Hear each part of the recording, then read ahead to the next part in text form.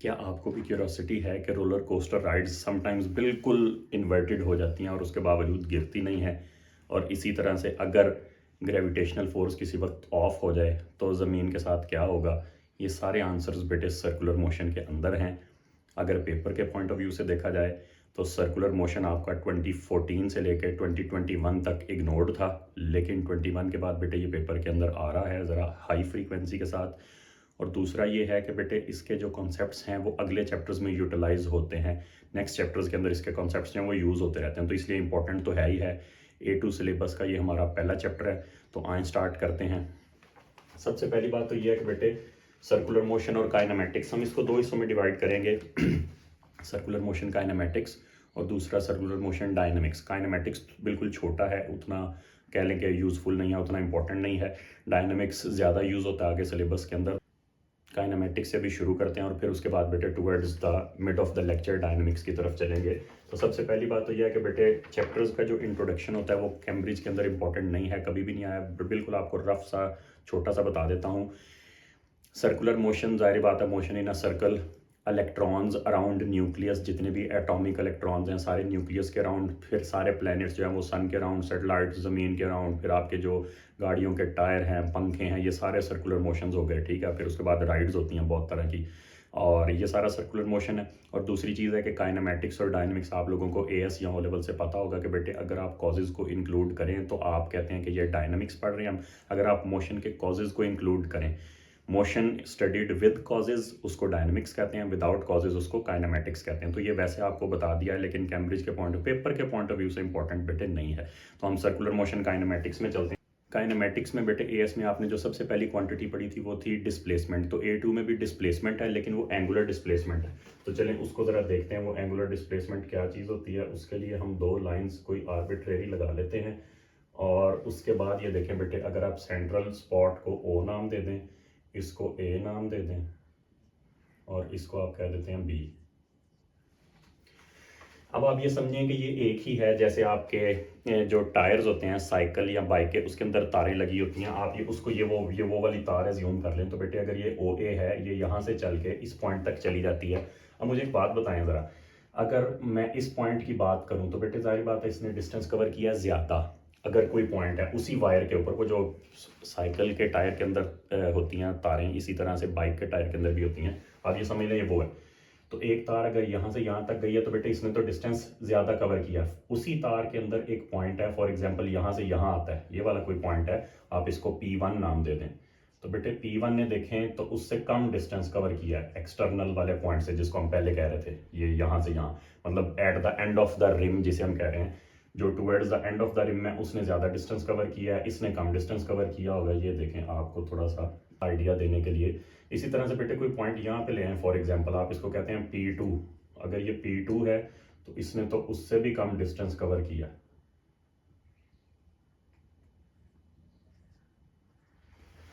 अब बात यह है कि बेटे एक ही तार है फॉर एग्जांपल, और वो यहाँ से चल के कोई लाइन यहाँ तक आ गई है, वो जो हम साइकिल के टायर की तार कह रहे हैं, फॉर एग्जांपल चलिए इसी मार्कर को देख लें बेटे। जब ये मार्कर यहाँ से चल के इधर तक आएगा, तो अगर यहाँ पे कोई पॉइंट है P1 तो उसने ये डिस्टेंस कवर किया। ये कोई पॉइंट है, आपको क्लियरली नजर आ रहा है, थोड़ा सा डिस्टेंस है, इसने बहुत ज्यादा डिस्टेंस कवर किया है। यही प्रॉब्लम आई साइंटिस्ट को कि सर्कुलर मोशन के अंदर अगर आप डायरेक्ट डिस्टेंसेस पे चले जाएं तो distance covered by every point is different, her point ने डिफरेंट डिस्टेंस कवर करना होता है। तो फिर इसका मतलब ये है कि एएस वाली डिस्प्लेसमेंट तो ठीक नहीं है। इसका सोल्यूशन साइंटिस्ट ने ये निकाला कि जब हम सर्कुलर मोशन का एनालिसिस करने की कोशिश करेंगे तो हम डिस्टेंसेस, लीनियर डिस्टेंसेस या लीनियर डिस्प्लेसमेंट्स की बजाय एंगल्स पे चले जाएंगे, एंगुलर डिस्प्लेसमेंट्स पे चले जाएंगे। अभी आप देखना बेटे, आप लोग मैथमेटिक्स से, बेसिक मैथमेटिक्स से इतना जानते हैं कि जब ये लाइन OA OB पे चली गई तो एंगल तो सेम ही है, एंगल कवर्ड चेंज नहीं हो सकता। आप ये नहीं कह सकते हर पॉइंट ने अलग-अलग एंगल कवर किया, एंगल कवर्ड सेम है फॉर ऑल द लाइन। अगर ये लाइन यहाँ से यहाँ तक चली गई है तो एंगल कवर्ड सेम है। यही फिर उन्होंने सोल्यूशन निकाला, उन्होंने कहा अच्छा इसका मतलब ये है कि अगर सर्कल में जाएंगे तो फिर हम जो है वो डिस्टेंसेस की बात नहीं करेंगे, एंगल्स की बात करेंगे। इसीलिए हर टर्म के साथ ना बेटे एंगुलर वर्ड आ जाएगा, एंगुलर डिस्प्लेसमेंट। तो सबसे पहली चीज़ बेटे जो सर्कुलर मोशन के अंदर है वो आपकी है एंगुलर डिस्प्लेसमेंट। अब एंगुलर डिस्प्लेसमेंट है क्या?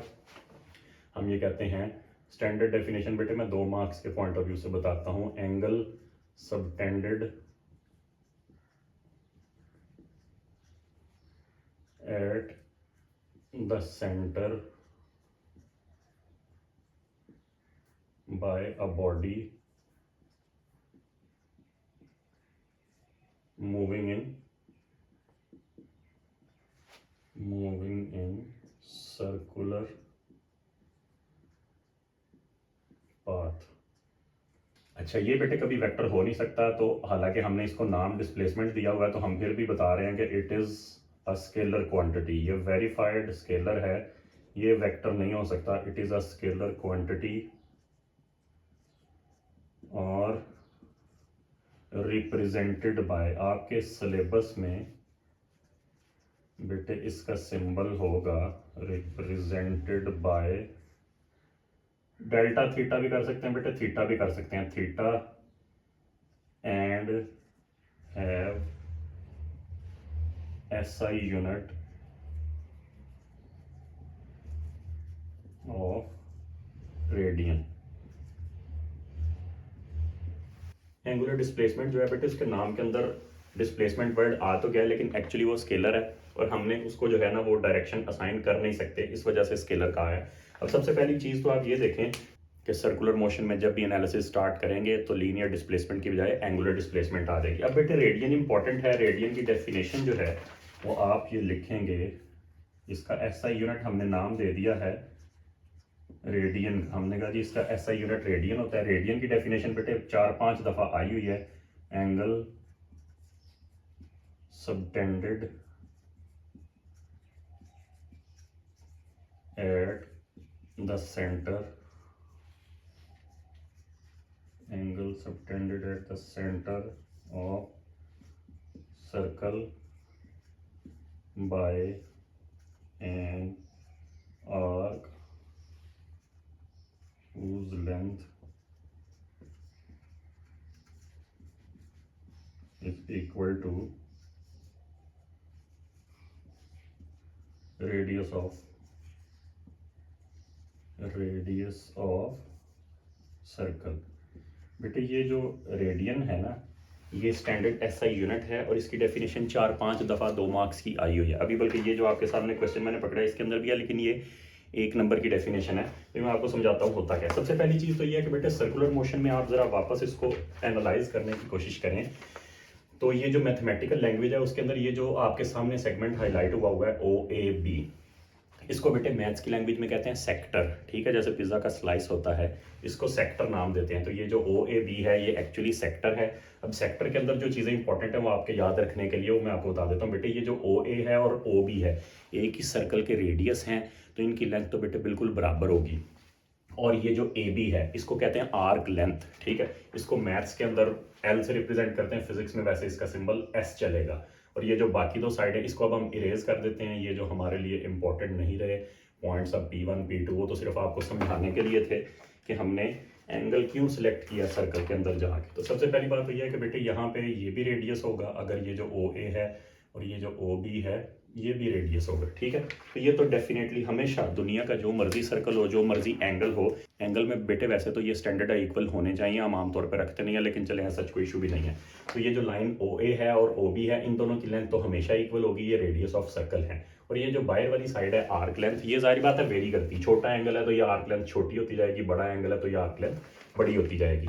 अच्छा, तो हमने जो रेडियन है SI यूनिट इसका स्टैंडर्ड डिफाइन इस तरह से किया है कि वो एंगल जब आर्क लेंथ जो है वो भी रेडियस के इक्वल हो जाएगी। ये दोनों साइडें तो बेटे पहले इक्वल हैं, यानी कि अगर हम इसको सेक्टर जो कह रहे थे मैथमेटिकल लैंग्वेज में, ये जो सेक्टर है OAB, इसमें OA और OB तो हमेशा ही इक्वल होते हैं। जब AB भी इन दोनों के इक्वल हो जाएगा उस वक्त जो एंगल बनेगा उसे क्या नाम दे देंगे 1 रेडियन। ठीक है, तो बात करने में तो अगर आप सिंप्लीफाई करने की कोशिश करें तो बेटे सिंपल इतनी सी बात है कि when arc length is equal to radius angle will be 1 radian. लेकिन आपको पता है कैम्ब्रिज चाहती है कि वो आपको थोड़ा सा तंग करे, तो इसीलिए उन्होंने डेफिनेशंस जो है उनको थोड़ा सा स्टैंडर्डाइज किया हुआ है। वैसे आप सिंपली इतना कह सकते हैं, ये बात बिल्कुल ठीक है कि when arc length is equal to radius then angle is 1 radian. ठीक है अच्छा, अब हमें बेटे फार्मूला बनाना है। इसका इंडिविजुअल कोई फार्मूला नहीं था एंगुलर डिस्प्लेसमेंट का। एंगुलर डिस्प्लेसमेंट का जो फार्मूला है वो लीनियर डिस्टेंस के साथ ही, या ये जो आर्क लेंथ जिसे हम कह रहे हैं ये एक्चुअली लीनियर डिस्टेंस है। तो इसी के साथ सिर्फ रिलेट करता है, और वो आपको नज़र आ ही रहा है कि आर्क लेंथ का जो है वो एंगल के साथ रिलेशन डायरेक्ट है। ठीक है, ये वैसे आपको बता रहा हूँ बेटे, ये फॉर्मूला का बैकग्राउंड डेरिवेशन आपके सिलेबस में नहीं, इंपॉर्टेंट भी नहीं है, सिंगल स्टेप बनेगा, इसलिए मैंने कहा करवा देता हूँ। आपको ये नजर आ ही रहा होगा बेटे कि ए बी की जो लेंथ है उसका एंगल से डायरेक्ट रिलेशन है। तो कॉमन सेंस की बात, आप इसको बड़ा करते जाएं, ये जो ए बी है इसको दूर करते जाएं, आर्क लेंथ को बड़ा करते जाएं, तो एंगल बड़ा होता जाएगा। तो ये जो आर्क लेंथ है और ये जो एंगल है, इनका रिलेशन आपस में बेटे डायरेक्ट है। प्रोपोर्शनैलिटी खत्म करेंगे तो कांस्टेंट आएगा, लेकिन कोई भी कांस्टेंट इधर नहीं आ सकता यहाँ, मतलब जनरली कोई भी, ये नहीं कि कोई भी के उठा के लिखते हैं, यहाँ पे आएगा बेटे रेडियस। रेडियस ऑफ सर्कल आता है, ये आपसे नहीं वो पूछेंगे अच्छा जी कहाँ से आया, क्यों आया, तो इसलिए आप इसको ज़्यादा बेशक इंपॉर्टेंट ना समझें। ये जो डेरिवेशन बैकग्राउंड है, मतलब आप सीधा डायरेक्ट भी याद रख सकते हैं बेटे, S is equal to R theta. अब ये फॉर्मूला दिखने में तो सिंपल है, मैथ्स वाले बच्चों ने हो सकता है पहले इसको देखा हुआ भी होगा, लेकिन बेटे असल इसमें दो चीज़ें टेक्निकल याद रखने की हैं। सबसे पहली बात तो ये, S and R must have same unit. ठीक है, ये मैं लिख देता हूँ यहाँ पे कहीं पे कि एस एंड आर, हमने इसको सिंपल आर किया था, ये R must have same units and theta must be in radians. बेटे ये बात दिखने में बेशक इस तरह से इतनी इंपॉर्टेंट अपेरेंटली नहीं लग रही होगी, लेकिन बहुत इंपॉर्टेंट है। फार्मूला ही आपका गलत हो सकता है। साइंसेज में हम एक बात करते हैं कि किसी भी फार्मूला के पता होने से ज़्यादा ज़रूरी है उसकी कंडीशंस का पता होना कि ये कब तक लगेगा, किन कंडीशंस में लगेगा, क्या क्या इसके ऊपर लिमिटेशंस हैं। तो इस वजह से बेटे अभी मैं बताता हूँ इसका मतलब, एस और आर जो है इसका यूनिट सेम होना ज़रूरी है। ऐसा ही सिस्टम में होना कोई ज़रूरी नहीं है कि ये मीटर्स में ही हो। ये फार्मूला वैलिड रहेगा चाहे आप दोनों को मीटर्स में लगा दें, दोनों को किलोमीटर्स में लगा दें, फिट्स में लगा दें, इंचेस, जो मर्जी कर दें बेटे, जो कंफर्टेबल हो। थीटा रेडियन में होना लाजमी है, थीटा डिग्रीज में होगा, सिलेबस में पेपर में आया हुआ है। अगर वो डिग्रीज में होगा तो फिर आपका क्वेश्चन गलत हो जाएगा अगर आप डिग्रीज में सॉल्व करने की कोशिश करेंगे। तो ये इंपॉर्टेंट कंडीशन थी। अब यहाँ से ज़रा देखें तो बेटे एक बात तो आपको ये पता चली कि theta is equal to S over R. तो यहीं से आपको, सॉरी, एस ओवर आर, यहीं से आप जरा देखें तो एक जो है इंपॉर्टेंट छोटी सी बिल्कुल डेरिवेशन है जो आपके सिलेबस में आई हुई है, आप लोगों ने पहले पढ़ा हुआ है। पूरे सर्कल में आपको पता है कि बेटे डिग्रीज तो 360 होते हैं, रेडियंस कितने होते हैं, इसका प्रूफ बहुत सिंपल है बेटे। आपको पता है जब कोई पूरा सर्कल मूव करेगा तो ये आर्क लेंथ किसके इक्वल हो जाएगी, ये आर्क लेंथ जाहिर बात है सरकमफ्रेंस के इक्वल हो जाएगी। अगर कोई पूरा सर्कल कवर करके आता है तो arc length will be equal to circumference. ठीक है, तो आर्क लेंथ की जगह पे बेटे आप सरकमफ्रेंस लगा दें। मेरा नहीं ख्याल कि कोई बच्चा ऐसा हो जिसको सरकमफ्रेंस का फॉर्मूला नहीं याद। तो यहाँ पे ज़रा देखें तो आप सिर्फ आर्क लेंथ की जगह पे सरकमफ्रेंस लगा दें और ये दोनों कैंसिल हो जाएंगे तो बेटे प्रूफ हो गया, एक नंबर ही था इसका। ठीक है, तो इसका मतलब ये है कि एक पूरे सर्कल के अंदर वाकई 2 पाई रेडियंस होते हैं, 6.28 तकरीबन बनते हैं। देखिए ना, पाई की वैल्यू बेटे आपको याद होगी, वो यहाँ पे पुट करें हम 3.14, तो ये तकरीबन 6.28 बनता है, 6.25 रेडियंस आप ये कह सकते हैं कि एक पूरे सर्कल। इससे एक और बात भी पता चली, वो पेपर में बेटे 2-3 दफ़ा यूज हुई है कि 2 pi radians are equal to 360 degrees. ठीक है, अब यहाँ से आप ज़रा देखें तो अगर आप एक रेडियन देखना चाहें कि 1 रेडियन होता कितना बड़ा है, वो आपका आ जाएगा 360 डिग्री डिवाइडेड बाय 2 पाई। ठीक है, और आप इसको कैलकुलेटर पे चेक करके देख लेना, तो बेटा ये बनेगा 1 रेडियन इज 57.3 डिग्रीज। ठीक है, तो मैं क्वेश्चन आपको स्टार्ट करवाता हूँ। उससे पहले ये ज़रा टिप सुन लें बेटे कि आपने जो भी चीज़ पढ़नी है एट द स्पॉट ही उसको अप्लाई कर दें, साथ के साथ ही एक फार्मूला पढ़ा, साथ ही उसकी एप्लीकेशन ढूंढे, उसको अप्लाई करके देखें। इसी तरह से कोई डेफिनेशन है उसको खुद लिख के बाय हैंड उसको लिख के देखें। सबसे पहली बात तो यह है कि बेटे क्वेश्चन आया 2014 के अंदर, 2014 का क्वेश्चन था 4.2, मैंने ज़ुबानी याद है मुझे जहाँ तक, MJ14 था बेटे मुझे जहाँ तक याद है, और आई थिंक क्वेश्चन नंबर 7 था। ठीक है, क्योंकि ये छोटा चैप्टर है तो इसके क्वेश्चंस खुद ही याद रह जाते हैं बच्चों को प्रैक्टिस करवा करवा के। उसमें बेटे ये था, मैं आपको स्टेटमेंट बता देता हूँ, आप जब जाहिर बात है एग्जैक्ट स्टेटमेंट देखनी हो तो यहाँ से जाके देख लेंगे, मैं वैसे आपको समझा देता हूँ। क्वेश्चन ये था, सबसे पहले तो उसका पार्ट ये था कि डिफाइन रेडियन, वो तो आप लोगों ने पहले ही कर लिया हुआ है, 2 मार्क्स थे। पार्ट 1 इसका था डिफाइन रेडियन, वो हमने पढ़ा हुआ है। तो आपको ये पता चले ना कि जो हम पढ़ रहे हैं वो साथ के साथ अप्लाई भी हो रहा है पेपर के पॉइंट ऑफ व्यू से। तो सबसे पहली बात तो यह कि रेडियन को डिफाइन करना था, और उसके फौरी बाद उसने ये कहा था कि एक टेलीस्कोप है, और वो जो टेलीस्कोप थी ना बेटे, उसकी उन्होंने मिनिमम विजुअल लिमिट दी हुई थी कि ये छोटे से छोटा कितना एंगल दिखा सकती है। कम अज़ कम कोई चीज़ कितना छोटा विजुअल एंगल बना रही हो तो वो टेलीस्कोप हमें दिखा सकती है। वो था 9.7 10⁻⁻⁻6। अब विजुअल एंगल बेटे बहुत सिंपल है, आप लोग भी जब देख रहे हैं, या मैं फॉर एग्जांपल ये देख रहा हूँ, तो ये मार्कर से 2 लाइट रेज, इसके एक अपर एंड से एक लोअर एंड से 2 लाइट रेज मेरी आंखों में आ रही हैं। तो उन 2 लाइट रेज के दरमियान में जो एंगल बनता है उसको क्या कहते हैं? Visual angle. इस किसी भी चीज़ को जब हम देखेंगे तो उसके अपर एंड से लोअर एंड से एक एक लाइट रे आएगी, उन 2 लाइट रेज के दरमियान में जो एंगल बनता है उसको क्या कहते हैं? Visual angle. तो उन्होंने टेलीस्कोप एक थी, कोई भी जनरल पता नहीं जो भी थी, उसका उन्होंने एक विजुअल एंगल दिया हुआ था। उन्होंने कहा जी टेलीस्कोप ये कहती है कि इससे छोटा एंगल तो मैं दिखा नहीं सकती, 9.7 10⁻⁻6। अच्छा, एक तो ये हो गया। दूसरी चीज़ मैं आपके सामने लिखता नहीं हूँ, हम ज़रा मिल के उसको एनालाइज करने की कोशिश करते हैं। उन्होंने ये कहा था कि वो जो टेलीस्कोप है वो ज़मीन से मून के ऊपर कोई क्रेटर देखना चाहती है। तो वो ये उन्होंने ज़मीन और मून का डिस्टेंस दिया हुआ था, मैं अभी आपके सामने लिख देता हूँ। और दूसरा उन्होंने कहा कि क्रेटर का कम अज़ कम कितना साइज़ हो तो इस टेलीस्कोप से नज़र आ सकता है। अब इसमें प्रॉब्लम ये है कि वो जो उन्होंने डिस्टेंस दिया हुआ था ना बेटे, बच्चों ने कोशिश की, उन्होंने कहा अच्छा ये डिस्टेंस लग रहा है, तो उन्होंने ये जो डिस्टेंस है इसको आर्क लेंथ कह दिया। यही तो कॉन्सेप्ट बेटे गलत है। मैं अभी आपको सिचुएशन बना के दिखाने की कोशिश करता हूँ। ये देखें, अगर ये फॉर एग्जांपल क्रेटर है इस तरह से करके, और ये इससे 2 लाइट रेज आ रही हैं ज़मीन की तरफ को, हमने मून को बड़ा बना दिया क्योंकि हमारा फोकस ही मून के ऊपर है, और ये 2 लाइट रेज आ रही हैं ऐसे किसी टेलीस्कोप के अंदर, यहाँ पे समझ लें ज़मीन के ऊपर टेलीस्कोप पड़ी है, ठीक है। तो बेटे ये जो है यहाँ पे ये विजुअल एंगल हुआ ना थीटा, ठीक है। और ये समझ लें टेलीस्कोप ज़मीन पे पड़ी है, छोटी सी ज़मीन बना देते हैं, ज़मीन अभी हमारा फोकस ही नहीं है, ठीक है। तो ये जो ज़मीन और मून का डिस्टेंस है बेटे, ये ज़मीन और मून का डिस्टेंस, इसको रेडियस कंसिडर होना था। और आर्क लेंथ, ये देखें ना, ये वाला जो छोटा सा मैंने स्लाइस बनाया है इसको हमारे गिवन सेक्टर के साथ जरा कंपेयर करें, तो इसका मतलब ये है कि ये जो सामने साइड नजर आ रही है बेटे, ये आर्क लेंथ हमने इसको कहा हुआ ना, उस गिवन डायग्राम के अंदर जरा देखें, तो इसका मतलब है ये है, ये फाइंड करना था,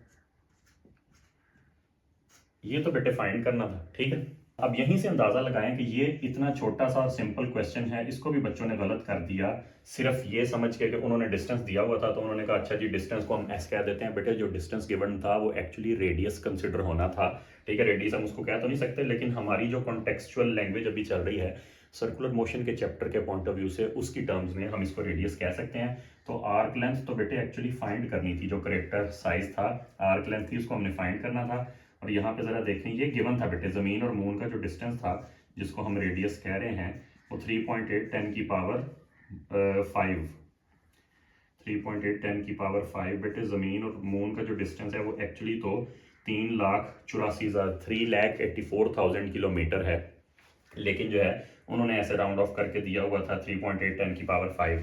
अब यहाँ से आप जरा देखें तो फॉर्मूला तो बेटे फिर नजर आ रहा है, बिल्कुल सिंपल था। फॉर्मूला हो गया S is equal to R theta, और ऐसा आपने फाइंड करना है, सिंपल दोनों वैल्यूज मल्टीप्लाई कर देनी थी, जो था 3.8 10 की पावर 5 मल्टीप्लाइड बाय एंगल 9.7 10 की पावर 5, ये सॉरी -6 था, 9.7 10 की पावर -6। अब इनको बेटे आप मल्टीप्लाई करके देख लेना, तो 3.7 किलोमीटर है, इसी रेंज के अंदर आएगा। आप इसको वेरीफाई करके चेक कर लेना बेटे। मैंने इधर यहाँ पे एक बात की थी कि ये एस और आर का यूनिट सेम होना चाहिए, ऐसा ही सिस्टम में होना कोई ज़रूरी नहीं है, सेम होना ज़रूरी है। तो आप ये देखें कि इसका जो आंसर है वो नीचे आपको पता है ना, P4 और P2 के अंदर बेटे आंसर स्पेस दी हुई होती है, उसके अंदर यूनिट उन्होंने पहले लिखा हुआ था किलोमीटर। तो यहाँ पे आपने देखा कि इसके अंदर ऐसी कोई कंडीशन नहीं है कि जी ऐसा सिस्टम के अंदर होना चाहिए। किलोमीटर्स में ये गिवन था और आंसर फाइनल भी किलोमीटर्स में ही पूछा हुआ। तो मैंने आपको पहले ही बताया था कि एस और आर का यूनिट सेम होना ज़रूरी है, ऐसा ही सिस्टम होना ज़रूरी नहीं है, लेकिन थीटा का रेडियन में होना बहुत ज़रूरी है। अगर ये थीटा रेडियंस में ना होता तो हम इसको कन्वर्ट करते। तो बेटे कुछ अनडिफाइंड रीजंस की वजह से वीडियोस को फिलहाल शॉर्ट लेंथ रखना पड़ रहा है, और इसका पार्ट 2 भी जितना जल्दी पॉसिबल हुआ मैं इसके साथ ही अपलोड करने की कोशिश करूँगा। तो मिलते हैं पार्ट 2 के अंदर। शुक्रिया, अल्लाह हाफिज़।